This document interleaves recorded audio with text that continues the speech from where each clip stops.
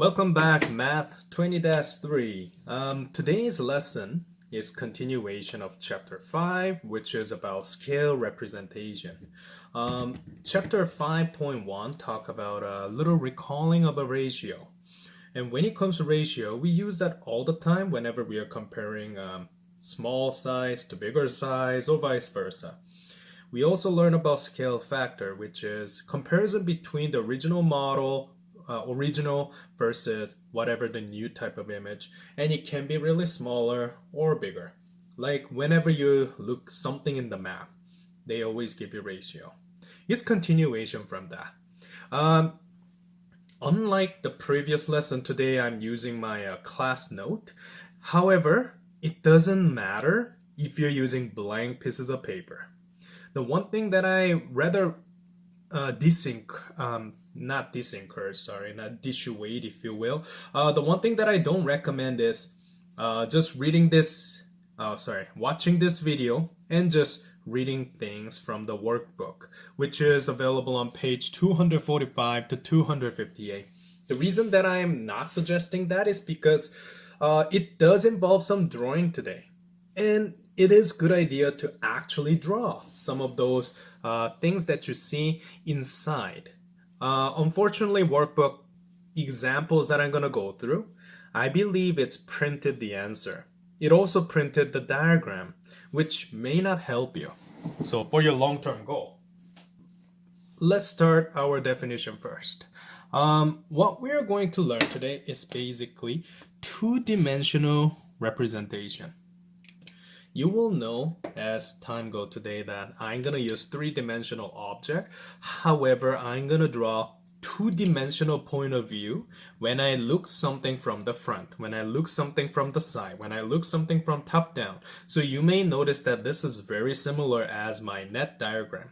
Net diagram was a diagram where if I have cube, I cut it and then I'm going to make it flat and look for how many sides, something like that. Here are several things that you need to understand. Again, this is a little summary that I gave you from page 245 of your work booklet. First thing first, whenever you construct two-dimensional representation, it has to be flat. Two-dimension is whatever you see from top-down view, and that's a good idea to understand everything. But make sure that we're doing it for each of the flat surface of each dimension. So what I mean by that is, again, front, back, side, up, down, those kind of situation. Each face of the figure should be represented as a flat diagram. Now, a view or an elevation, like I mentioned, I'm going to explain those two. View is a fancy way of saying a scale drawing on one plane. Elevation is basically another term of the view, so you can use any of those. I am going to use view a lot rather than elevation, just because elevation may give you a hard time or confuse you, because we learn about the word elevation in trigonometry and slope.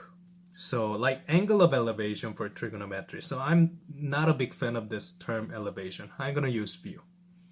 And we're going to see each side of an object for the view diagram or two-dimensional representation of each object. And a components part diagram shows all parts that is involved to assemble an object. And what I mean by that about this assembling object, if you go to an example number 1, you will notice that I have a birdcage example. So here's what I'm going to do. I'm going to draw each of the faces, front, back, and side, or top, bottom, because come to think of it, there's not much a point of view why side should be double, because whatever I see from the left side should be equal to my right side. So I'm gonna do that side views. But long story short, you have to include every single thing so that you understand that each of the component, like for example, this little foot holder of the bird, something like that, it must be represented by certain situation. It may not show entirely, but you got the idea. Let's do an easy one first. Front.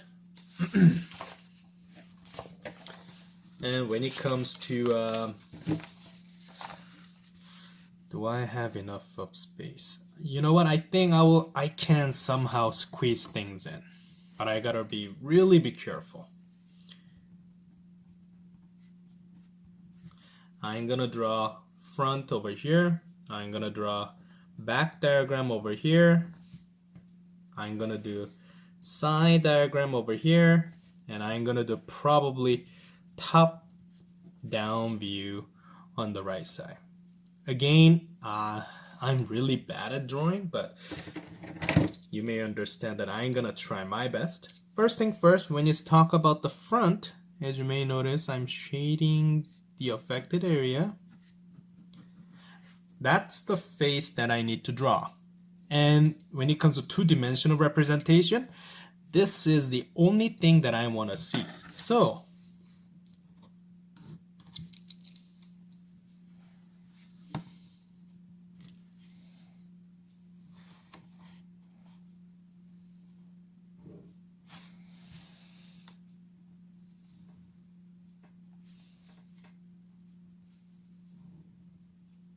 you can draw the roof, and I can draw the house.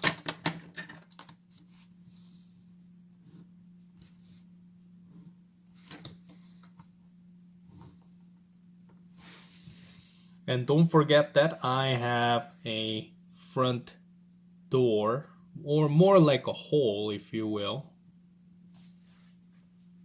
Birds shouldn't have a door.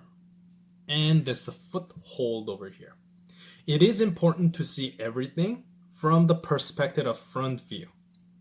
As you may notice, there's no concept of depth. How long this is for the house, it's not shown, and it shouldn't show. Now, this is not the end of it. Each face should have some kind of labeled dimension. So what I mean by that is, here to here is my 5-inch. All the way from top to top, and in reality it's a good idea to have a little line that indicates that it's from this end roof, one of the end, to another roof's end. That's 6-inch. My drawing is of course not really good. It doesn't look like 0.5 inch difference, but please understand my lack of art ability. I am not blessed with that skill. I'm gonna change my ruler for a little easier time. That's my 9-inch. That is how you draw two-dimensional representation of this simple birdhouse from the front view.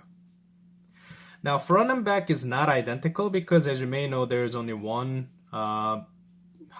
one door for this bird's house. So next one, I am going to create my backside, which is very similar, like I mentioned.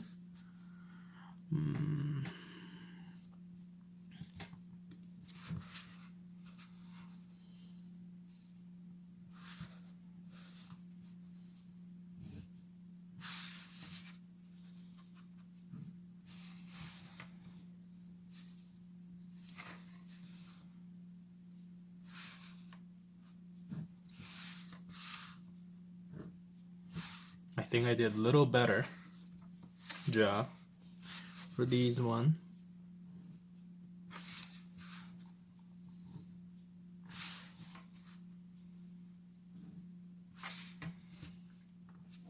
That should be my back, and from here to here is my 5-inch from my edge of the ceiling. Should be 6-inch, and from all the way from my top all the way to my bottom should be 9-inch. So front, back, diagram is made. And that is of course hidden in here, so I cannot shade technically. Now side include left and right in this situation, because as you may notice, whatever that I see from the right side and left side, these are identical. The key point is basically this foothold, if you will, because here's the thing. On the side situation, you do not have anything that basically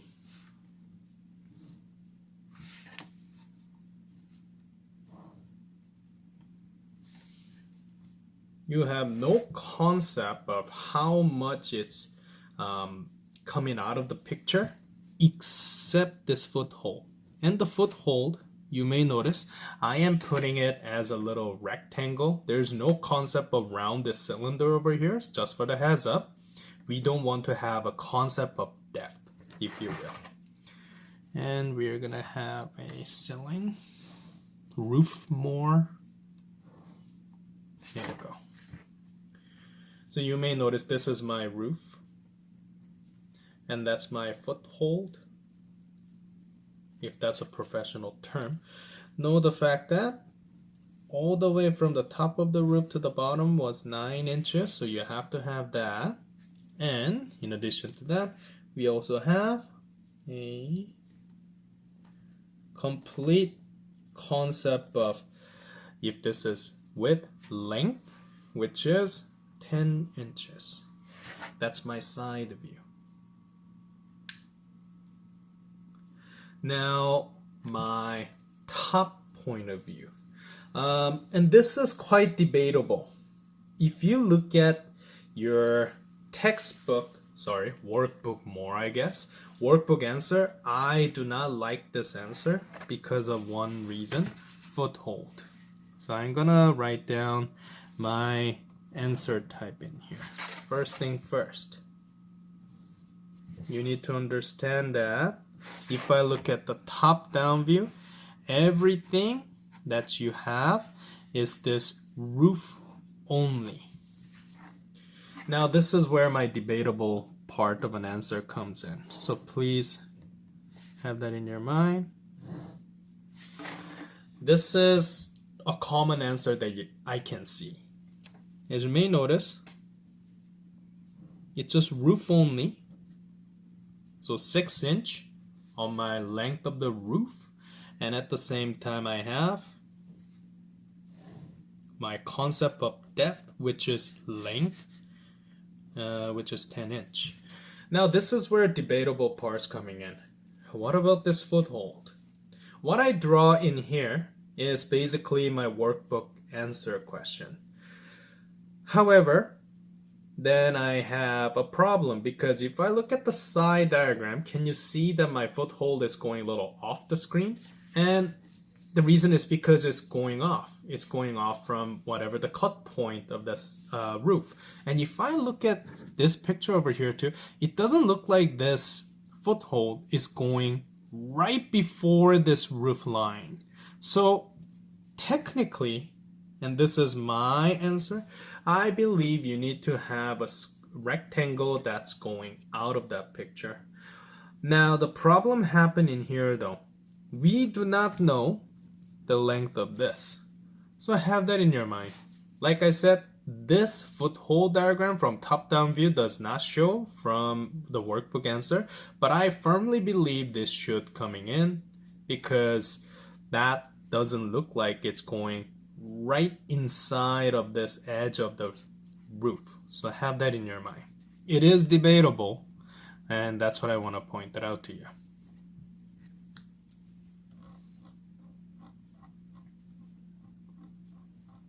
So when it comes to today's lesson, I'm breaking down this chapter 5.2 in a 2 different way.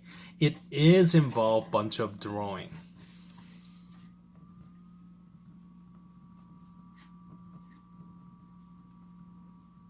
That is today's lesson. We are not doing any of a calculation. I want you to be familiar with your scale representations diagram and 2-dimensional each of the face diagram. the homework part for that is you can go to page 246.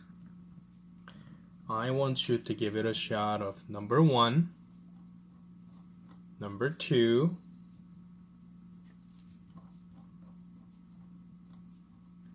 and number 3.